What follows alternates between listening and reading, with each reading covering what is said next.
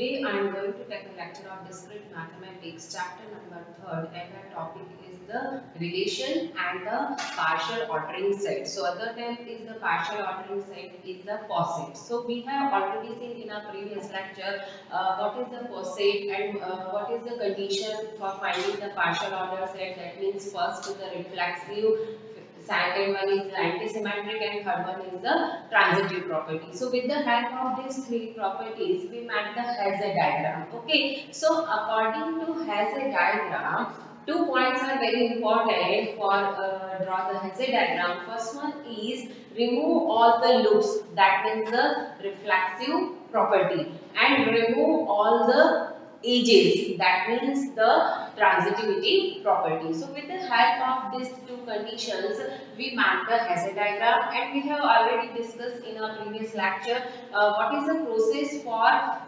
draw the Hazer diagram. Okay, so with the help of Hazer diagram, we have already seen in the minimal element, maximum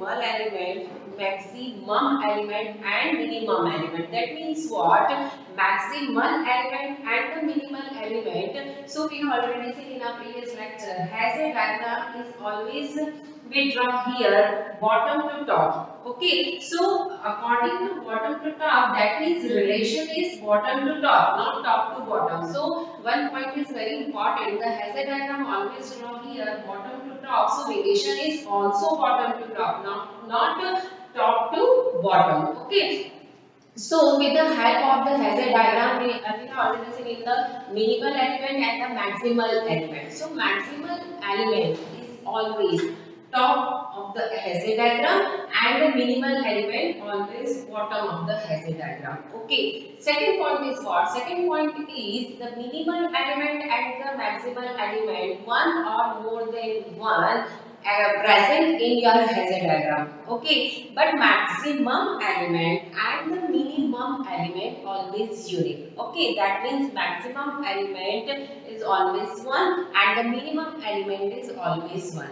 Okay, so with the help of these 4 points, maximal element, minimal element, don't be confused here. Maximum element we have one or more than one, but maximum and the minimum element always unique. Okay, so with the help of this, our next topic is the upper bound and the lower bound. Okay, so upper bound obviously, as per name, upper bound is the top of the Hazer diagram and lower bound is the bottom of the Hazer diagram. Okay, so what is the definition of the upper bound and the lower bound? And you have already seen in our middle classes upper bound and the lower bound. Okay, so in the upper bound we find the least upper bound. Okay, and in the lower bound we find the greatest lower bound. Okay, so here first we see here the upper bound and the lower bound, and here we have the three examples.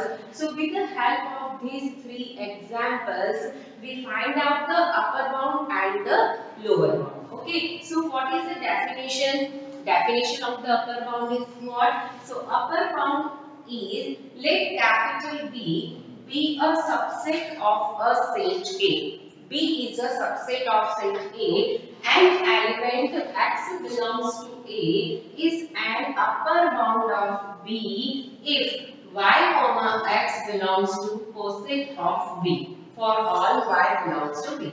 Okay, and the lower bound, that means what?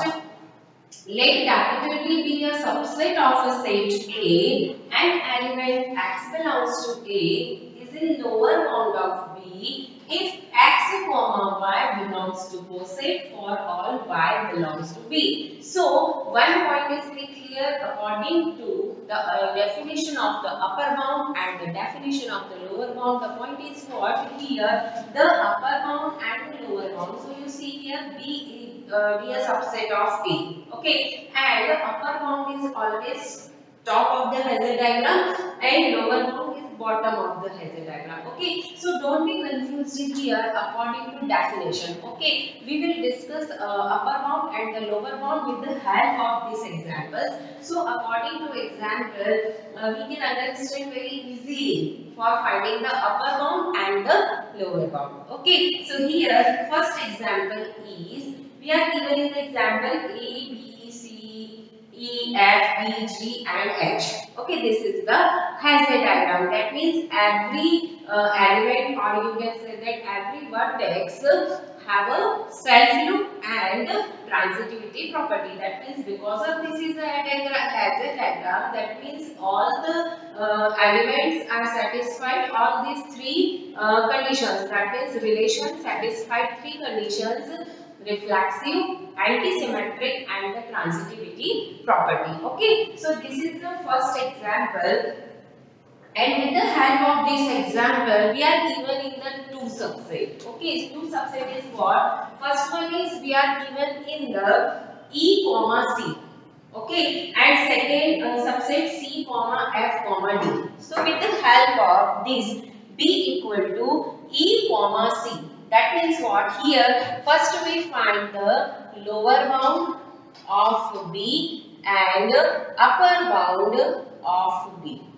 Got it? So lower bound of B and the upper bound of B is what? This subset. So here B is equal to E comma C. This is the subset of a set A. So E comma C. So here this is your E element and this is your C element. Okay. So for finding the lower bound and the upper bound, so first we find the upper bound. Okay. So here E and C. So this is your E element and this is your C element. That means we can say that E vertex and the C vertex. So very easily, the process is very easy. You see here the C related to E. So which element is related to E and C in the top of the Hasse diagram? Got it? So here C, E, the upper element is G and C is also the upper element G. Okay, C upper element F,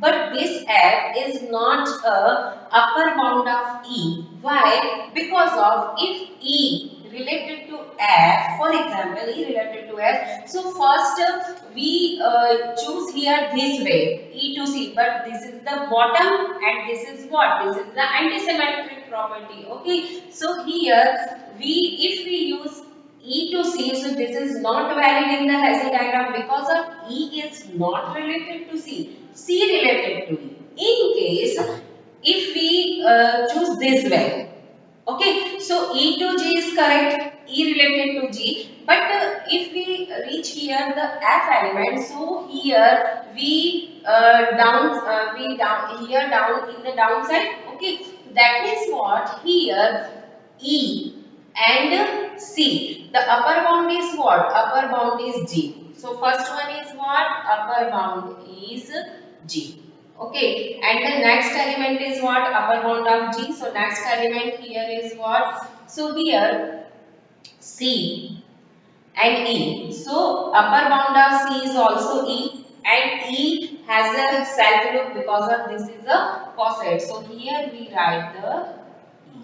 Okay, so upper bound is equal to what? G comma E. Next one is lower bound with the help of E and C. So here we find out in the bottom side. So C connected to C, A related to C and B related to C. Okay, that means the lower bound is A and B. Next one is what? E is also, and here one always keep in mind the every upper bound and the lower bound is related to both the elements, not is only one element. Okay, so C, the lower bound is A and B because of here we draw the bottom of this Hasse diagram, and E is also reach the A and B. That means A and B also connected the E. Got it? Here E lower bound is C. So here we write in the lower bound is A, comma B and C.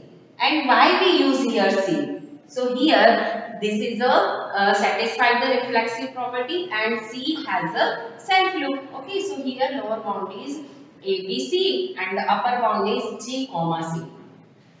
Next subset is what? Next subset is C, F and D. Okay, so C, F and D. So here first we write the lower bound. Okay, and second we write the upper bound.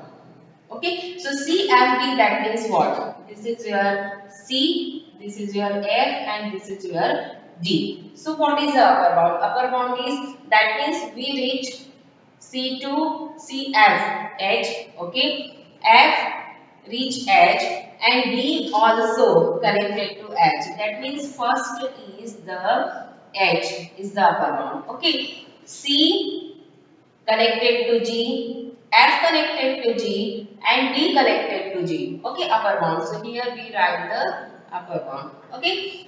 Why we not consider here E? Because of C, upper bound of C is also, you can say that E is the upper bound of the C. But here we find out the F. So first you choose here in the bottom side. Okay, and this is not very, if you finding the upper bound, so always you go the upwards. Okay, so here H and G is the upper bound of the CFG and F is also the upper bound of CFG because of D related to F and C related to F and F is also the self loop. So here we write the F. Sorry, H, G, F. This is the upper bound of the set. Okay, next one is the lower bound. Okay, so according to lower bound C, F and B, so lower bound of C is also B and A. Okay, F lower bound is also B and A. But according to D we have D is a last point, that means bottom point according to your Hesse diagram. So if we reach here A and B point, so first we choose this way and this is the upward side. Okay, so this is not valid. So what is the lower bound? Lower bound is 5. Got it? So this is very interesting example for finding the upper bound and the lower bound with the help of this diagram. Okay.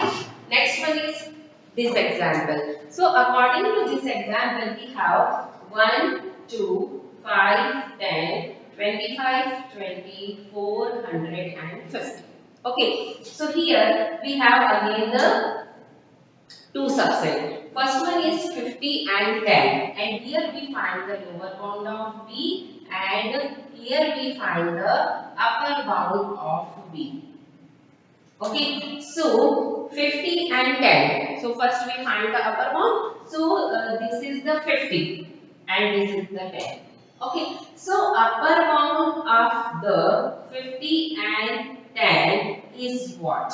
Here we choose this way. So according to 10, your upper bound is what? 100 and according to 50 your upper bound is also 100. So one upper bound is 100.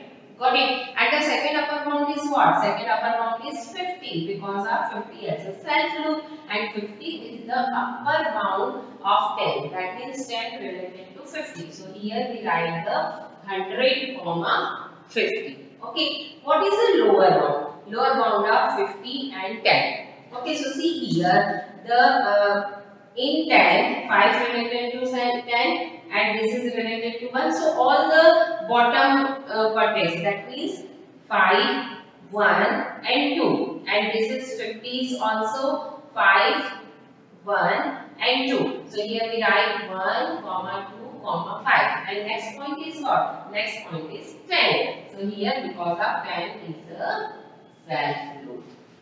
Okay, so this is the example of the Hesse diagram. So 1, 2, 5, 10, 150 for lower bound and the upper bound.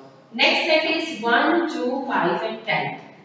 So 1, 2, 5 and 10. This is your 5, 10, 2, 4. So here the set is 5, 10, 2 and 4. Okay, this is your subset 5, 10, 2, 4. So 5, 10, 2 and 4. That means we have these 4 elements 5, 10, 2, 4. So first we find the upper bound.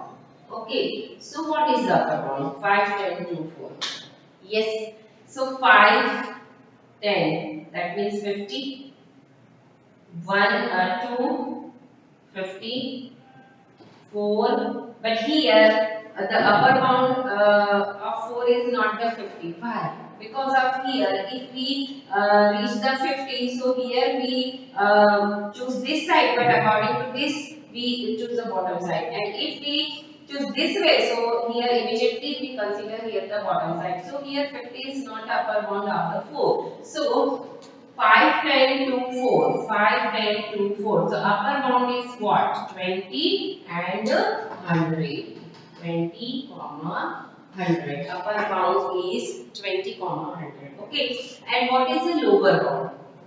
Don't be confused here. You reach here 5, 20, 20, 20 and 20. So all the 4 points for which the 10 and 20. So you choose the upward side. Okay. Next one is the lower bound. So 5 lower bound is 1, 10 lower bound is 1, 2 lower bound is 1 and 4 lower bound is 1. So here we write here the lower bound is 1.